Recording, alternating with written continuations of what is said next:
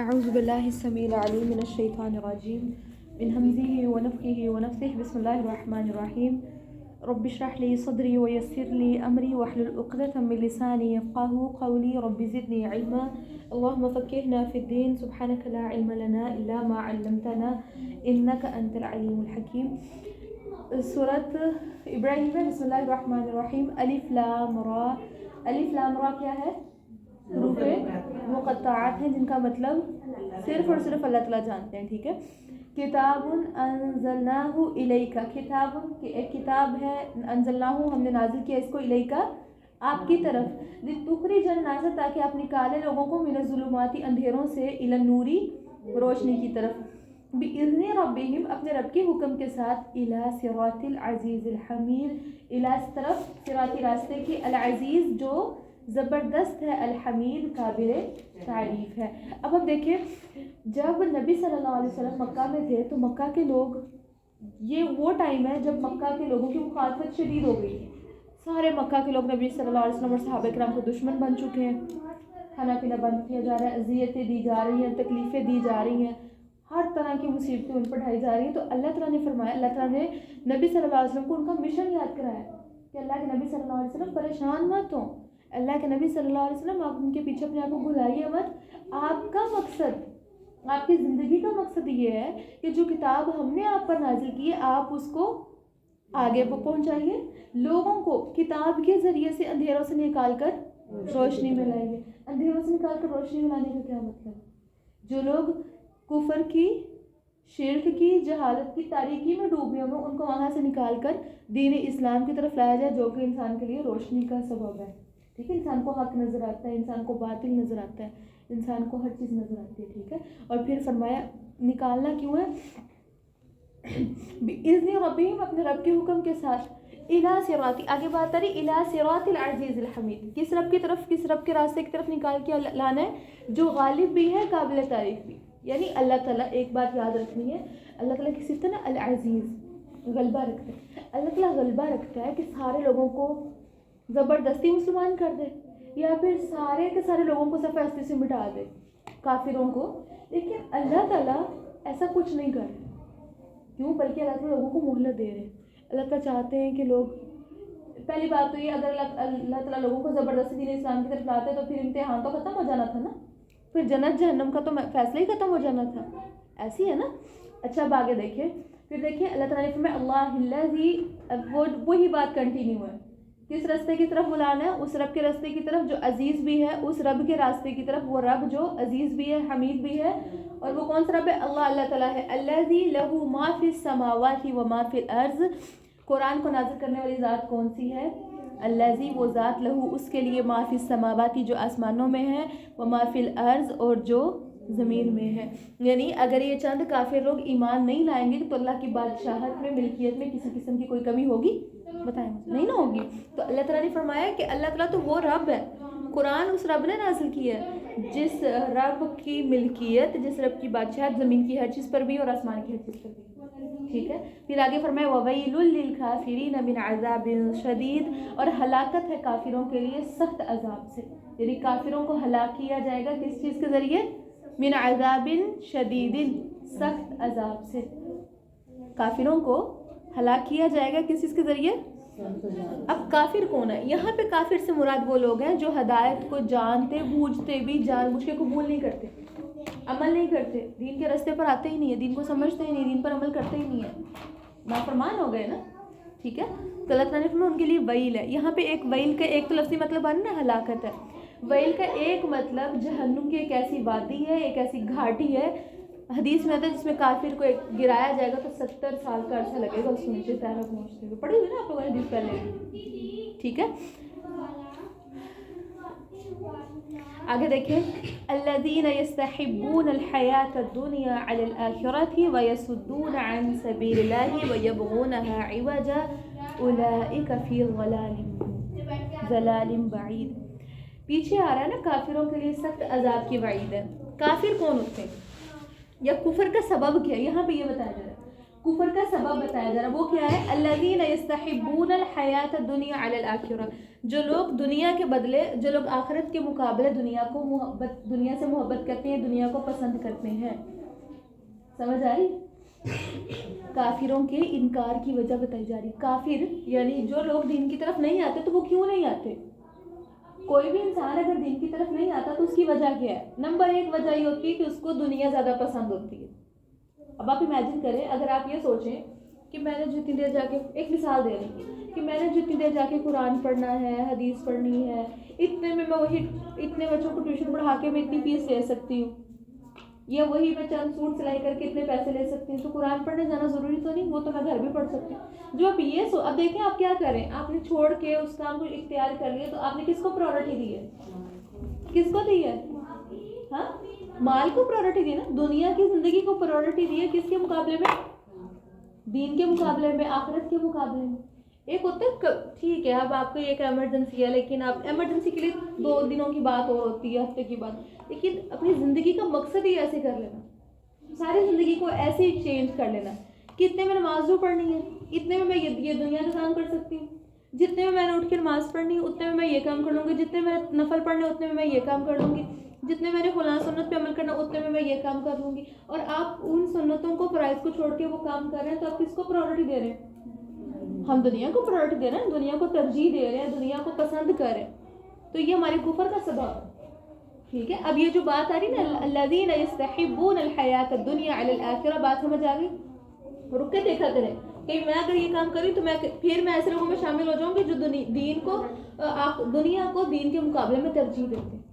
یہ تو طریقہ پسندیدہ نہیں ہے، یہ ایسے لوگوں کے لیے تو اللہ نے ہلاکت رکھی ہے. صحیح ہے نا؟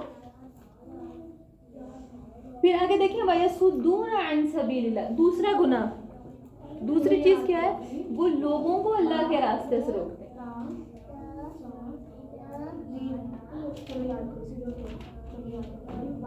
جو لوگ خود نہیں آتے دین کی طرف، وہ دوسروں کو بھی کیا کرتے ہیں؟ تم نے کیا کرنا پڑھ کے؟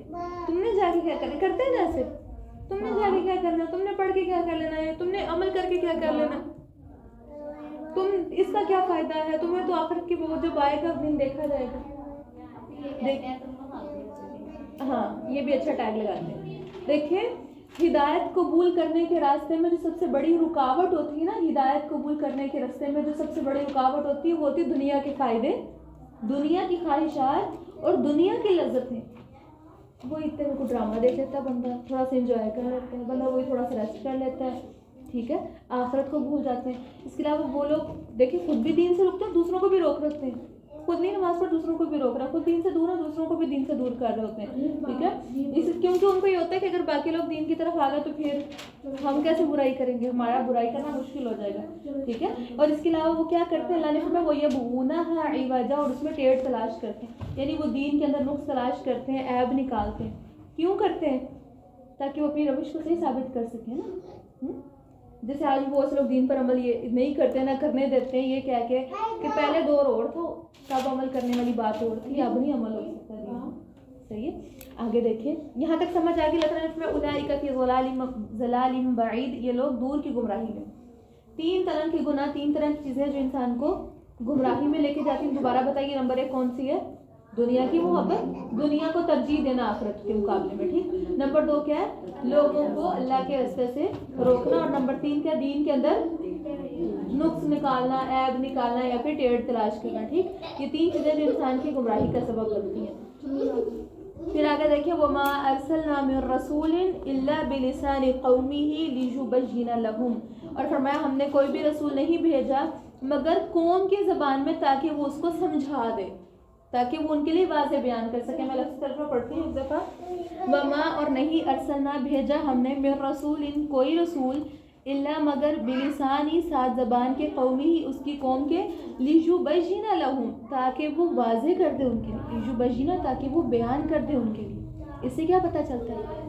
اب دیکھیں اللہ تعالیٰ نے خود فرمایا کہ میں نے جب بھی کسی قوم کے اندر کوئی نبی بھیجا ہے تو اس قوم کی زبان میں بھیجا ہے. کیوں؟ تاکہ وہ بات کو سمجھا سکے. ایسا نہیں ہوا کہ قوم عربی بولنے والی تھی تو نبی جو ہے وہ اردو بولنے والا ہے یا انگلش بولنے والا ہے.